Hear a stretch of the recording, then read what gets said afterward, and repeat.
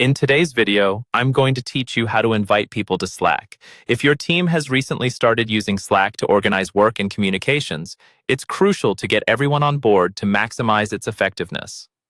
Inviting people to join your Slack workspace is a simple process, but it's important to follow the steps correctly to ensure seamless onboarding for your team members. Today, I'll guide you through this process step by step, making it easy to bring everyone together in your workspace. To begin, the first thing you'll need to do is open Slack and navigate to your workspace. This is typically done on either your web browser or the Slack application. Once you're in the main workspace view, look for your workspace name in the upper left portion of the screen. Clicking here will open up a drop-down menu featuring various options related to your workspace. From this menu, find and click on the option labeled Invite People. This action might direct you to a new window or pop-up. This specific feature is designed to help you add teammates to your workspace and streamline your team's communication efficiently. Here, you'll see either a list of options or a text field where you can enter email addresses of the individuals you want to invite. Make sure you're using the correct and active email addresses to prevent any invite issues. After typing in the necessary emails, Slack often provides customizable message options where you can add a personal note. This could be a warm introduction for your team or a brief explanation about why you're bringing everyone onto Slack.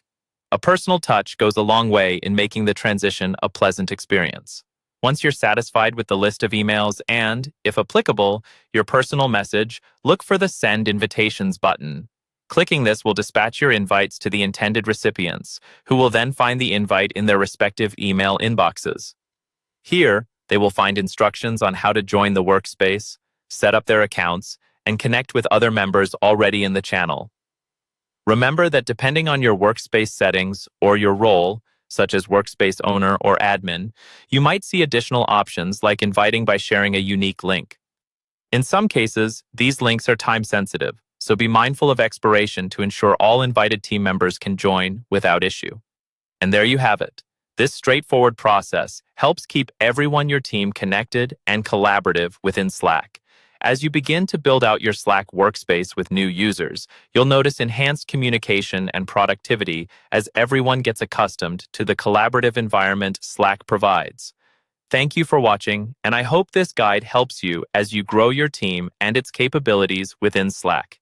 If you have any questions or encounter any issues, feel free to comment below or reach out for further support. Happy Slacking and see you in the next video.